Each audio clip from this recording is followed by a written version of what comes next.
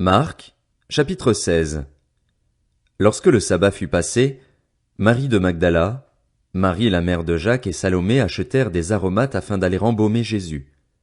Le dimanche, elles se rendirent au tombeau de grand matin, au lever du soleil. Elles se disaient entre elles, « Qui nous roulera la pierre qui ferme l'entrée du tombeau ?» Mais quand elles levèrent les yeux, elles s'aperçurent que la pierre, qui était très grande, avait été roulée.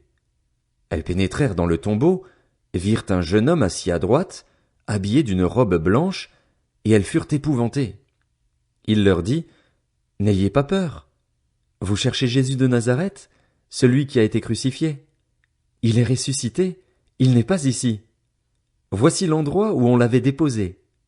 Mais allez dire à ses disciples et à Pierre qu'il vous précède en Galilée. C'est là que vous le verrez, comme il vous l'a dit. » Elles sortirent du tombeau et s'enfuirent, toutes tremblantes et bouleversées, et elles ne dirent rien à personne car elles étaient effrayées. Ressuscité le dimanche matin, Jésus apparut d'abord à Marie de Magdala, dont il avait chassé 7 démons. Elle partit l'annoncer à ceux qui avaient été avec lui et qui étaient tristes et pleuraient, mais quand ils entendirent qu'il était vivant et qu'elle l'avait vu, ils ne la crurent pas. Après cela, il apparut sous une autre forme à 2 d'entre eux qui se rendaient à la campagne. Eux aussi revinrent l'annoncer aux autres, qui ne les crurent pas non plus. Enfin, il apparut aux 11 pendant qu'ils étaient à table, et il leur reprocha leur incrédulité et la dureté de leur cœur, parce qu'ils n'avaient pas cru ceux qui l'avaient vu ressusciter.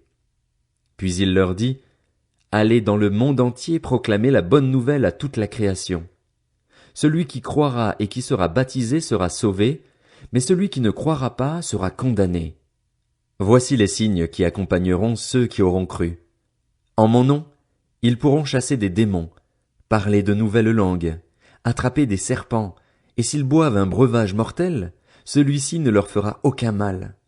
Ils poseront les mains sur les malades et ceux-ci seront guéris. » Après leur avoir parlé, le Seigneur fut enlevé au ciel, et il s'assit à la droite de Dieu.